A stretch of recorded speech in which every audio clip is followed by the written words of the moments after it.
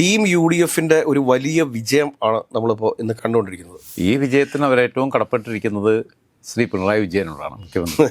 കാരണം അദ്ദേഹം 1-ാം number state കാറിൽ വെള്ളാപ്പള്ളി നടേശനെ പോലെ തനി വൃത്തികെട്ട വർഗീയത പറയുന്ന ഒരാളെ അദ്ദേഹം ശബരിമലയിൽ അയ്യപ്പ സംഗമം സംഘടിപ്പിച്ചപ്പോൾ അങ്ങോട്ട് കൊണ്ടുപോയപ്പോൾ തന്നെ കഷ്ടകാലം തുടങ്ങി. ഇങ്ങനെയൊക്കെ പിടിച്ച് വീട്ടിലിരുത്തണം. അപ്പോൾ അതുകൊണ്ട് വെള്ളാപ്പള്ളി നടേശനോടാണ് UDF ഏറ്റവും അധികം കടപ്പെട്ടിരിക്കുന്ന ഒരാൾ. CPMന്റെ പ്രാദേശിക നേതാക്കന്മാരോടുള്ള എതിർപ്പ്, പെൻഷൻ ഇങ്ങനെ കൂട്ടിക്കൊടുത്തത് ഞങ്ങൾക്ക് വോട്ട് ചെയ്യാൻ വേണ്ടിയിട്ടായിരുന്നു, അതിനുള്ള കൂലിയായിരുന്നു, പ്രത്യുപകാരമായിരുന്നു എന്ന് കൃത്യമായിട്ട് പറഞ്ഞിരിക്കുകയാണ് ഇത്. രാജഭായ് നമസ്കാരം. നമസ്കാരം. രാജഭായ്, ടീം UDFന്റെ ഒരു വലിയ വിജയം ആണ് നമ്മളിപ്പോൾ ഇന്ന് കണ്ടുകൊണ്ടിരിക്കുന്നത്. ആരും പ്രതീക്ഷിക്കാത്ത രീതിയിലുള്ള ഒരു വലിയ മുന്നേറ്റം എന്ന് തന്നെ പറയേണ്ടി വരും. എങ്ങനെ നോക്കിക്കാണുന്നു, അല്ലെങ്കിൽ ഈ വിജയത്തിന് പിന്നിലെ അണിയറ ശില്പികൾ ആരൊക്കെയാണ്? ഈ വിജയത്തിന് അവരേറ്റവും കടപ്പെട്ടിരിക്കുന്നത് ശ്രീ പിണറായി വിജയനോടാണ് മുഖ്യമന്ത്രി. കാരണം അദ്ദേഹം 1-ാം നമ്പർ സ്റ്റേറ്റ് കാറിൽ വെള്ളാപ്പള്ളി നടേശനെ പോലെ തനി വൃത്തികെട്ട വർഗീയത പറയുന്ന ഒരാളെ അദ്ദേഹം ശബരിമലയിൽ അയ്യപ്പ സംഗമം സംഘടിപ്പിച്ചപ്പോൾ അങ്ങോട്ട് കൊണ്ടുപോയപ്പോൾ തന്നെ കഷ്ടകാലം തുടങ്ങി. വെള്ളാപ്പള്ളി എവിടെ കാലെടുത്ത് വെച്ചോ അവിടെ എല്ലാം മുടിപ്പിച്ചിട്ട് ഇറങ്ങുകയുള്ളൂ. ഈ SN സ്ഥാപനങ്ങളൊക്കെ നല്ല രീതിയിൽ നടന്നുകൊണ്ടിരുന്നു, ഇപ്പോൾ നല്ല രീതിയിൽ നടക്കുന്നുണ്ട്. പക്ഷേ അതിൻ്റെ ഗുണം ആർക്കാണ് കിട്ടുന്നതെന്ന് വെച്ചാൽ സമുദായ സംരക്ഷണത്തിലൊന്നല്ല കിട്ടുന്നത്. വെള്ളാപ്പള്ളിയുടെ അത്രയും ചീഞ്ഞ വർഗീയത പറഞ്ഞിട്ടുള്ള ആൾ സമീപകാല കേരളം കണ്ടിട്ടില്ല. ഇദ്ദേഹം ശരിക്കും പറഞ്ഞു കഴിഞ്ഞാൽ പ്രവീൺ തൊഗാഡിയുടെയും പ്രമോദ് മുത്തലിക്കിൻ്റെയും ഒക്കെ ഒരു മലയാളി വേർഷനാണ് വെള്ളാപ്പള്ളി നടേശൻ. പുള്ളി വ്യക്തിപരമായി വർഗീയവാദിയാണെന്നുള്ള ആക്ഷേപമൊന്നും എനിക്കില്ല. ഇവരൊക്കെ എന്ന് വെച്ചാൽ വർഗീയത വിറ്റ് ജീവിക്കുന്നവരാണ്. മലപ്പുറത്ത് വന്നിട്ട് വളരെ മോശപ്പെട്ട രീതിയിൽ വർഗീയ പ്രചരണം നടത്തി. അതിൻ്റെ ഭാഗമായിട്ടാണ് സ്വരാജിനൊക്കെ അത് നെഗറ്റീവായിട്ട് ബാധിച്ചത്. CPMനും പിണറായി വിജയനും ഒക്കെ എന്ന് പറഞ്ഞാൽ ഇവർക്ക് ബുദ്ധി ഉപദേശിച്ചു കൊടുക്കുന്ന ബുദ്ധി കേന്ദ്രങ്ങൾ 2021 വരെ ഓക്കെ. അത് കോവിഡ് കാലഘട്ടത്തിൻ്റെ ഒരു ബോണസും കൂടി കിട്ടിയിട്ടുണ്ട് അവർക്ക്. പക്ഷേ അല്ലാതെ LDF വരും എല്ലാം ശരിയാക്കും എന്നൊന്നും പറഞ്ഞിട്ടൊന്നുമല്ല ഈ വോട്ട് കിട്ടിയിട്ടുള്ളത്. അന്ന് കോവിഡ് കാലഘട്ടത്തിൽ ഞാൻ പറഞ്ഞില്ല, പല വട്ടം പറഞ്ഞതായതുകൊണ്ട് റിപ്പീറ്റ് ചെയ്യുന്നില്ല, അന്നത്തെ ഒരു പ്രത്യേക സാഹചര്യത്തിൽ. അപ്പോൾ ഈ കിറ്റ് അങ്ങ് ക്ലിക്ക് ചെയ്തു എന്ന് കണ്ടപ്പോൾ, അതുകൊണ്ടാണല്ലോ ഇന്നിപ്പോൾ MM മണി പറഞ്ഞേക്കുന്നത്, ഞങ്ങൾ കൊടുത്തതെല്ലാം അങ്ങ് വാരി പഠിച്ച് തിന്നുകയും ചെയ്തു, എന്നിട്ട് പിന്നെ നന്ദിയില്ലായ്മ കാണിച്ചു എന്നുള്ള രീതിയിൽ അയാളെ വീട്ടിൽ നിർത്തി കൊടുത്താണ് മണിയാശാനൊക്കെ. ഇങ്ങനെയൊക്കെ പിടിച്ച് വീട്ടിലിരുത്തണം പറയുന്നത്. അത് കോൺഗ്രസിനകത്തുള്ള ചില ആൾക്കാരുടെ കാര്യം പറഞ്ഞ പോലെ തന്നെയാണ്. ഇയാൾക്ക് പാർട്ടിക്ക് ബാധ്യതയാണ്. ഇയാൾ പിന്നെ ഉടുമ്പൻചോലയിൽ അയാൾ എന്ത് ഇത് പറഞ്ഞാലും അതിന് കൈയടിക്കാൻ ആൾക്കാരുണ്ടായിരിക്കും. കാരണം അവിടെ തമിഴ് വംശത്തിൽ കൂടുതലുള്ള മലയാളത്തിൽ പറയുന്ന എല്ലാം ഒന്നും അവർക്ക് മനസ്സിലാക്കിക്കൊള്ളുന്നില്ല. അതുകൊണ്ടൊക്കെ പുള്ളിക്ക് അവിടെ ഒരു ജന്മിത്ത വ്യവസ്ഥയൊക്കെ നിലനിൽക്കുന്ന ആളാണ്. ഒരുതരം മാടമ്പി സ്വഭാവമൊക്കെ ഉള്ള ആളുകളെ ആരാധിക്കുന്ന മനോഭാവം ഉള്ളവരാണ്. ഈ മറ്റേ ഗവർണർമാരൊക്കെ ഇടയിലുള്ള മാതിരിയുള്ള കൾച്ചറുള്ളതാണ്. പക്ഷേ അവിടെ അതുകൊണ്ട് ദോഷമൊന്നും ഉണ്ടായില്ലെങ്കിൽ ഉടുമ്പൻചോലയിലെ മണിയാശം തന്നെ ഇനിയും മത്സരിച്ചാലും ജയിക്കും, അതിനകത്ത് സംശയമൊന്നുമില്ല. കഴിഞ്ഞ തവണ 4 റെക്കോർഡ് ഭൂരിപക്ഷത്തിന് അയച്ച്. പക്ഷേ അതിനപ്പുറം ഒരു കേരളമുണ്ട്. അവിടെ അദ്ദേഹം പറയുന്ന വൃത്തികേടുകൾ ഇടുക്കി ജില്ലയിൽ തന്നെ ബാക്കിയുള്ള സ്ഥലത്ത് റിഫ്ലക്റ്റ് ചെയ്യും. പിന്നെ ഇടുക്കി ജില്ലയ്ക്ക് പുറത്തുള്ള വിദ്യാസമ്പന്നരായ ആളുകളുടെ ഇടയിൽ എന്ത് വൃത്തികളാണ് പറഞ്ഞത് കരുതത്തില്ല. നമ്മുടെ നികുതി പണത്തിൽ നിർത്തിട്ടാണ് കൊടുക്കുന്നത്, ഇവരെ വീട്ടിൽ നിർത്തി കൊടുക്കുന്നൊന്നുമല്ല. അപ്പോൾ അതൊക്കെ പറഞ്ഞ രീതിയിലുള്ള വൃത്തികേടുകൾ. അപ്പം ഞാൻ പറഞ്ഞു ഒന്ന് വെള്ളാപ്പള്ളി ഗണേശൻ്റെ വർഗീയത എന്ന് പറഞ്ഞാൽ മലപ്പുറത്ത് മുഴുവൻ മലപ്പുറത്തുകാരായ നമ്മളോടാണ് പറയുന്നത്. മുസ്ലിം തീവ്രവാദികൾ തന്നെ, തീവ്രവാദം ഇല്ലയെന്ന് ഞാൻ പറയുന്നില്ല, ആ തീവ്രവാദികൾ മലപ്പുറത്തല്ല ഉള്ളതിനേക്കാൾ കൂടുതൽ തൊടുപുഴയിലും ഈരാറ്റുപേട്ടയിലും ആലുവയിലും ഉള്ളത്. അത് മനസ്സിലാക്കണം. തിരുവല്ല വരെയുണ്ട്. മലപ്പുറത്ത് അത്രയും തീവ്രമായ വർഗീയത താരതമ്യേന മറ്റ് ജില്ലകളെ അപേക്ഷിച്ച് കുറവാണ്. കാരണം ഇവർക്ക് പിന്നെ തല പൊക്കാൻ പറ്റുന്നില്ല. മുസ്ലിം ലീഗ് അവിടെ ഉണ്ട്, അതുകൊണ്ട് മുസ്ലിം ലീഗിലേക്ക് ആൾക്കാർ പോകുന്നു. അതുകൊണ്ട് തന്നെ ഇവർക്ക് ആളെ കിട്ടുന്നില്ല. മാത്രമല്ല, ഇപ്പോൾ പാലക്കാട് മലബാർ മേഖലയിൽ തന്നെ പാലക്കാട് വെൽഫെയർ പാർട്ടിക്ക് ഒരു സീറ്റ് ഉണ്ടായിരുന്നതാണ്, നമ്മുടെ ജമാഅത്ത് ഇസ്ലാമിൻ്റെ പൊളിറ്റിക്കൽ വേർഷൻ. അതിനകത്ത് മുസ്ലിം എന്നുള്ള പേരൊന്നുമില്ല. അതിപ്പോൾ SDP-ക്കകത്തും ഇല്ലല്ലോ, പോപ്പുലർ ഫ്രണ്ടിനകത്തുണ്ട്. പോപ്പുലർ ഫ്രണ്ട് ഓഫ് ഇന്ത്യ എന്ത് പറഞ്ഞ സെക്യുലർ ആയിട്ടുള്ള പേരാണ്. മുസ്ലിം ലീഗിൽ മുസ്ലിം എന്നുള്ള പേരുണ്ട്, സമുദായ സംഘടനയാണെന്ന് അവർ പറയുന്നുണ്ട്, വർഗീയ സംഘടനയല്ല എന്നുള്ളതുണ്ട്. അവർ സമുദായ താല്പര്യങ്ങൾ സംരക്ഷിക്കുക എന്നുള്ള ഉദ്ദേശമൊക്കെ അവർക്ക് അതിൻ്റെ പിന്നിലുണ്ടാവും. അത് ശരിയാണോ എന്ന് ചോദിച്ചാൽ അത് മറ്റൊരു ഡിബേറ്റിന് പറ്റിയ വിഷയമാണ്. പക്ഷേ ഇവിടെ പാലക്കാട് വെൽഫെയർ പാർട്ടിക്ക് ഒരു സീറ്റ് ഉണ്ടായിരുന്നു, പോയി. വെള്ളാപ്പള്ളി നടേശനെ അവിടെ കൊണ്ടുപോയപ്പം ഇവർ കണക്ക് കൂട്ടിയത് അതുകൊണ്ട് ഹിന്ദു വോട്ടുകൾ ഏകീകരിക്കപ്പെടും CPM-നുള്ളിലായിട്ട്, മുസ്ലിം വോട്ടുകൾ അങ്ങ് പോയാൽ പോട്ടെ, അവരല്ലെങ്കിലും വടകരയിലും ഇവിടെയും മറ്റിടത്തും പാലക്കാടും മലപ്പുറത്തും കഴിഞ്ഞ ലോക്സഭാ തെരഞ്ഞെടുപ്പിൻ്റെ ഇതാണ് നോക്കിയത്, 3 ലക്ഷത്തിനും 3.5 ലക്ഷത്തിനും ഒക്കെ മലപ്പുറത്തും പൊന്നാനിയിലും വിജയിപ്പിക്കുന്നു. അതങ്ങ് പോട്ടെ, ബാക്കിയുള്ളിടത്തെല്ലാം ഹിന്ദു വോട്ടുകൾ അംഗീകരിക്കുന്ന കരുതി. ഞാൻ അന്നും പറഞ്ഞു, വെള്ളാപ്പള്ളി നടേശൻ്റെ വീട്ടിലെ പട്ടിക്ക് വോട്ടേഴ്സ് ലിസ്റ്റ് പേരുണ്ടെങ്കിൽ പട്ടി പോലും വെള്ളാപ്പള്ളി നടേശന് വോട്ട് ചെയ്യത്തില്ല. വോട്ട് ചെയ്യാൻ ആർക്കെങ്കിലും തോന്നുമോ? ഒരു നൗഷാദ് എന്ന് പറഞ്ഞ ചെറുപ്പക്കാരൻ ഓടയിൽ വീണവരെ രക്ഷപ്പെടുത്താനുള്ള ശ്രമത്തിനിടയിൽ മരണപ്പെട്ടു പോയപ്പം ആ ചെറുപ്പക്കാരൻ്റെ കുടുംബത്തിന്, ഭാര്യയ്ക്ക് ഒരു ജോലിയും കുടുംബത്തിന് 10 ലക്ഷം രൂപയും ധനസഹായവും അനുവദിച്ചപ്പം അതിനെ വർഗീയമായി കണ്ട ആളാണ് വെള്ളാപ്പള്ളി നടേശൻ. ഏത് ഊരും പേരും അറിയാത്ത പുള്ളിയുടെ അനിയനും ചേട്ടനൊന്നും അല്ല ഓടയിൽ പോയത്, ഏതോ ബംഗാളികളാണ് പോയത്. ബാക്കിയുള്ളൊരു കാഴ്ചക്കാരായിട്ട് നോക്കി വയ്ക്കുമ്പോൾ ഈ മനുഷ്യൻ ജീവൻ പണയം വെച്ച് അതിലോട്ട് എടുത്തിയാടിയിട്ട് അതിലൊഴിച്ചു പോയതാണ്. വേറെ മനുഷ്യനെ സഹായിക്കാനുള്ള ആ കുടുംബത്തെ ഏറ്റെടുക്കേണ്ട ഉത്തരവാദിത്വം സ്റ്റേറ്റിൻ്റെ ഉത്തരവാദിത്വം തന്നെയാണ്. അതിനകത്ത് പോലും വർഗീയത കണ്ട ആളാണ് വെള്ളാപ്പള്ളി. ആ വെള്ളാപ്പള്ളിയെ 1-ാം നമ്പർ കാറിൽ, സ്റ്റേറ്റ് കാറിൽ എൻ്റെയും സിബിയുടെയും ഈ സാധാരണ ഈ നാട്ടിലെ ഈ പിന്നെ 3.5 കോടി മലയാളികളുടെയും നികുതി പൈസയ്ക്ക് എണ്ണയടിക്കുന്ന, കഴുകുന്ന, ഡ്രൈവർക്ക് പൈസ കൊടുക്കുന്ന, അതിൻ്റെ മെയിൻ്റനൻസ് നടത്തുന്ന ആ വണ്ടിക്കകത്ത് ഇയാളെ കയറ്റിക്കൊണ്ട് പോയത്. അതാലോചിച്ച് നോക്കുക. നമ്മളെ കാരണത്തടിക്കുന്നതിന് തുല്യമല്ലേ അത്? ജനാധിപത്യത്തെ വെല്ലുവിളിക്കുന്നതിന് തുല്യമല്ലേ? ഇവിടുത്തെ മതേതര സങ്കല്പങ്ങളെ മുഴുവൻ തകർക്കുന്നതിന് തുല്യമല്ലേ? അതിനെല്ലാം ചോദ്യം ചെയ്യുന്നതിന് തുല്യമല്ലേ ചെയ്തിട്ടില്ലേ? അപ്പോൾ അതുകൊണ്ട് വെള്ളാപ്പള്ളി നടേശനോടാണ് UDF ഏറ്റവും അധികം കടപ്പെട്ടിരിക്കുന്ന ഒരാൾ. അതേപോലെ തന്നെ അയ്യപ്പൻ്റെ സ്വർണ്ണം കക്കാൻ കൂട്ട് നിന്നിട്ടുള്ള പത്മകുമാർ, CPM ജില്ലാ കമ്മിറ്റി മെമ്പറാണ്. പാർട്ടി എന്തായാലും നടപടിയെടുത്ത് പുറത്താക്കണം. ഒന്നും വേണ്ട, അപ്പുറത്ത് ഈ പിന്നെ പെണ്ണുപിടിയനെ കോൺഗ്രസ് എന്തായാലും കുറേ വൈകിയാണെങ്കിൽ ആദ്യം സസ്പെൻഡ് ചെയ്തു, പിന്നെ അവരെ ഊത്തിൻ്റെ പ്രസിഡന്റ് സ്ഥാനത്ത് നിന്ന് നീക്കം ചെയ്തു. മാതൃകാപരമായ നടപടിയല്ലേ? പിന്നെ ചിലർ സംരക്ഷിച്ച് നിർത്താൻ നോക്കി. പക്ഷേ അതിനകത്ത് സതീശനും രാജ്മോഹൻ ഉണ്ണിത്താനും കെ മുരളീധരനും രമേശ് ചെന്നിത്തലയും ഒക്കെ ശക്തമായിട്ട് രംഗത്ത് വന്നോട് കൂടിയിട്ട്, പിന്നെ തെളിവുകൾ ഓരോന്നായിട്ട് വന്നോട് കൂടിയിട്ട് പാർട്ടിയിൽ നിന്ന് എടുത്ത് പുറത്ത് കളഞ്ഞു. ആദ്യം തന്നെ വേറെ ബ്ലോക്കാക്കി ഇരിക്കാൻ പറഞ്ഞു. ഞങ്ങളുടെ കൂട്ടത്തിലിരിക്കാൻ നീ യോഗ്യനല്ലാന്ന് അതിനർത്ഥം തന്നെ. നീ ഞങ്ങളുടെ കൂടെ ഇരിക്കേണ്ട. നമ്മളൊരാൾ വരുമ്പം പിന്നെ ഒരു പന്തിയിൽ ഇരിക്കുമ്പോൾ ചോറിനായിരിക്കുമ്പോൾ മറ്റവൻ വരുമ്പോഴത്തേക്ക് ഇവിടെ ഇരിക്കണം, നീ അവിടെ പോയി ഇരിക്കുന്ന പറയുന്ന മാതിരിയാ. പണ്ട് ഈ മറ്റേ ഇതിനകത്ത് ചായ കൊടുക്കുമെന്ന് പറഞ്ഞ പോലെയുള്ള ഒരു അൺടച്ചബിലിറ്റി ഇവരപ്പം തന്നെ പറഞ്ഞു. നാണമാനമുള്ളതും പിന്നെ പോകത്തില്ല, അവിടെ ഇരിക്കേണ്ടെന്ന് പറഞ്ഞാൽ നിയമസഭയിൽ പോകത്തില്ല. അയോഗ്യനാകുകയാണെങ്കിൽ അയോഗ്യനാവട്ടെ എന്ന് എഴുതും. അപ്പോൾ പിന്നെ ഈ സാധനം വലിഞ്ഞു കയറി വരിക എല്ലായിടത്തും. വോട്ട് വയ്ക്കാൻ സ്ഥാനാർത്ഥികൾ പോയാലും അവരുടെ കൂടെ പോവുക, ചെല്ലുക. അങ്ങനെ വന്നപ്പോഴാണ് എടുത്ത് പുറത്തോട്ടിട്ടത്. അപ്പം അതിനുള്ള മാതൃക പോലും ഇവിടെ CPM ഇതുവരെ കാണിച്ചിട്ടില്ല. പത്മകുമാർ എത്ര ദിവസമായി ഇപ്പോൾ കിടക്കുന്നു. പത്മകുമാറിന്റെ അന്തിമ വിധി വന്നിട്ടാണോ വരുന്നത്? ദിലീപിന്റെ അന്തിമ വിധി വന്നിട്ടാണോ ദിലീപിനെ അമ്മയുടെ എക്സിക്യൂട്ടീവ് ബാക്കിയുള്ളതൊക്കെ പുറത്താക്കിയത്? രാഹുൽ മാങ്കൂട്ടത്തിന്റെ അന്തിമ വിധി വന്നിട്ടാണോ രാഹുലിനെതിരെ നടപടിയെടുത്തത്? അപ്പം പത്മകുമാറിന്റെ അന്തിമ വിധി 10 വർഷം കഴിഞ്ഞിട്ട് ഏതെങ്കിലും വിധി വരുമ്പോഴത്തേക്ക് അന്ന് ഞാനുണ്ടോ, CPM ഉണ്ടാവുമോ, പത്മകുമാർ ഉണ്ടാവുമോ, CPM ഉണ്ടാവുമോ നമുക്കറിയത്തില്ലെന്നേ. എന്നിട്ട് തീരുമാനിക്കാമെന്ന് ഇത് ജില്ലാ കമ്മിറ്റി നേരത്തെ പുറത്താക്കണമെന്നുള്ളത്. അടുത്ത ദിവസം തന്നെ സസ്പെൻഷനിലാക്കുക. അത് കഴിഞ്ഞിട്ട് പാർട്ടി കമ്മിറ്റി കൂടിയിട്ട് അതിനെക്കുറിച്ച് പരിശോധിച്ച് ഒരു അന്വേഷണ കമ്മീഷൻ വെച്ചിട്ട് പിന്നെ അടുത്ത നടപടികളിലേക്ക് നീങ്ങുക. അത് ചെയ്യണ്ടേ? അതല്ല കമ്മ്യൂണിസ്റ്റ് പാർട്ടിയുടെ രീതി. ഇവരോടാണ് ഏറ്റവും കൂടുതൽ UDF ഇതിന് കടപ്പെട്ടിരിക്കുന്നത്. അല്ലാതെ ഇതിൻ്റെ ക്രെഡിറ്റ് UDFലെ ഓരോ പ്രവർത്തകർക്കും അവകാശപ്പെട്ടതാണ്. പിന്നെ മുസ്ലിം ലീഗിൻ്റെയും കോൺഗ്രസിൻ്റെയും ആത്മാർത്ഥതയുള്ള വെയിൽ കൊണ്ട് വീട് കയറിയ, മഴ കൊണ്ട് വെയിൽ, ഇപ്പം മഴയും വെയിലും മാറി മാറിയുള്ള സമയമാണ്. ഇത് രണ്ടും ചെയ്തിട്ടുള്ള അഹോരാത്രം പണിയെടുത്ത കയ്യിലെ പൈസയ്ക്ക് പിന്നെ തങ്ങൾ സ്ഥാനാർത്ഥി ആകണമെന്ന് ആഗ്രഹിച്ച വാർഡിൽ പോലും തങ്ങൾ സ്ഥാനാർത്ഥി ആവാതെ വേറൊരാൾക്ക് സീറ്റ് കിട്ടുമ്പോൾ പോലും അതിൻ്റെ പേരിൽ റിബലായിട്ട് നിൽക്കാതെ പാർട്ടി പ്രഖ്യാപിച്ച സ്ഥാനാർത്ഥിക്ക് വേണ്ടി കയ്യിലെ പൈസയും മുടക്കി പ്രവർത്തനത്തിന് ഇറങ്ങിയിട്ടുള്ള ഒരുപാട് പ്രവർത്തകരുണ്ട്. കാരണം UDF വരണം, പിന്നെ കോൺഗ്രസ് നിലനിൽക്കണം, ലീഗ് നിലനിൽക്കണം എന്നൊക്കെ ആഗ്രഹിക്കുന്നത്. അവരോടെല്ലാം കടപ്പെട്ടിരിക്കുന്ന, അവരെ ധീരമായി സുധീരമായി നയിച്ച BD സതീഷിനോടും രമേശ് ചെന്നിത്തലയോടും രാജ്മോഹൻ ഉണ്ണിത്താനോടും കെ മുരളീധരനോടും പിന്നെ യുവ നേതാക്കളായിട്ടുള്ള T സിദ്ദീഖ്, ശബരിനാഥൊക്കെ ചലഞ്ച് ആയിട്ടെടുത്ത് നിയമസഭയിലേക്ക് മത്സരിക്കാൻ പറ്റുന്ന ആൾ. അന്നേരം ഒരു സാധ്യതയില്ലാത്ത കോർപ്പറേഷനിലേക്കാണ് മത്സരിച്ചത്.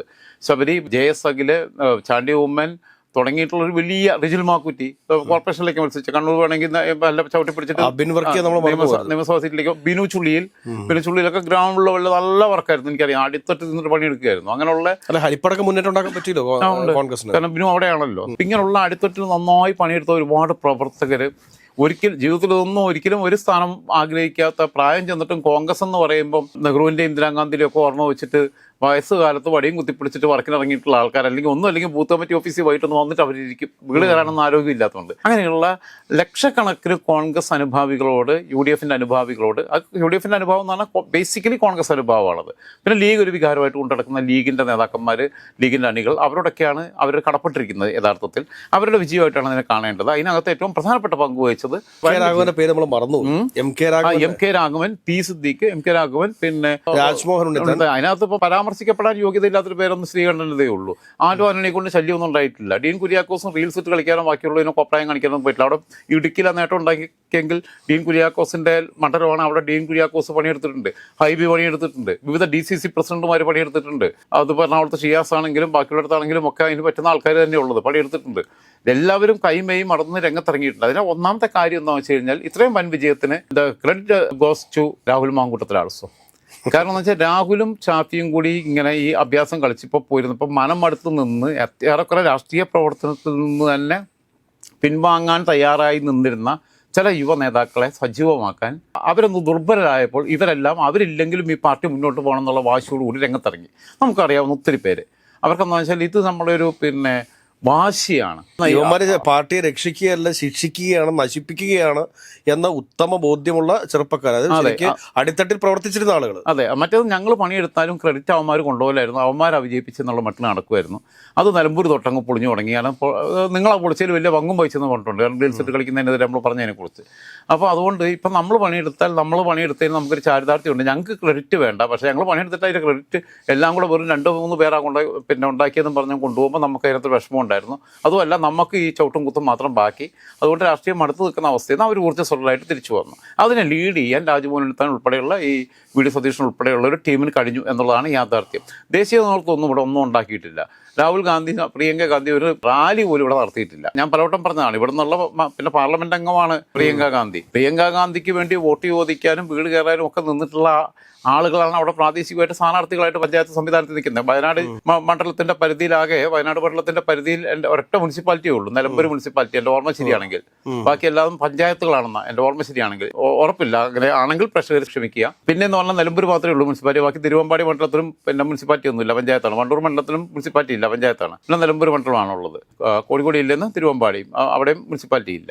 ഏറനാട് മണ്ഡലത്തിലും മുനിസിപ്പാലിറ്റി ഇല്ല. അപ്പം എല്ലാം ഈ സാധാരണക്കാരായ മനുഷ്യർ, ഇവർക്ക് വേണ്ടി വോട്ട് ചെയ്തവർ, അല്ല വോട്ട് ചോദിച്ചവർ, പ്രവർത്തനത്തിൽ ഇറങ്ങിയവർ, അവർ സ്ഥാനാർത്ഥികളാകുമ്പോൾ ഒരു വട്ടം വന്നിട്ട് 2 റാലി നടത്തിയാൽ മതി വയനാട് മണ്ഡലത്തിൽ. അപ്പോൾ അത് ചെയ്തിട്ടില്ല. അപ്പോൾ അതുകൊണ്ട് ഇതിന് ദേശീയ നേതൃത്വത്തിനൊരു പ്രത്യേകിച്ച് പങ്കൊന്നുമില്ല. ഒന്ന് ഞാൻ പറഞ്ഞതുപോലെ തന്നെ, പിന്നെ CPM-ന്റെ പ്രാദേശിക നേതാക്കന്മാരോടുള്ള എതിർപ്പ്. ഇപ്പോൾ ഈ 2000 രൂപ ഇപ്പോൾ കൊണ്ടുപോയി കൊടുക്കുന്നതെന്ന് പറഞ്ഞാൽ, അവിടെ നിതീഷ് കുമാർ പൈസ കൊടുത്തപ്പോൾ വിമർശിച്ചവരാ. ഇവിടെ ഒറ്റയടിക്ക് ഇപ്പോൾ തെരഞ്ഞെടുപ്പെടുത്തപ്പോൾ 2000 ആക്കുമ്പോൾ മനുഷ്യന്മാരെ ബുദ്ധിയൊന്നും അണ്ടർ എസ്റ്റിമേറ്റ് ചെയ്ത് കളയരുത്. അപ്പോൾ ഇത് നേരത്തെ കൊടുത്താൽ പോരായിരുന്നോ? ഇതിപ്പോൾ 2016 തൊട്ട് വരികയല്ലേ. ഇപ്പോൾ പെട്ടെന്നാണ്, ഈ സമയത്താണ് ഈ ആളുകളുടെ ജീവിത പ്രയാസത്തെക്കുറിച്ച് വലിയ തിരിച്ചറിവുണ്ടാകുന്നത്. അങ്ങനെയുണ്ടോ? അല്ല.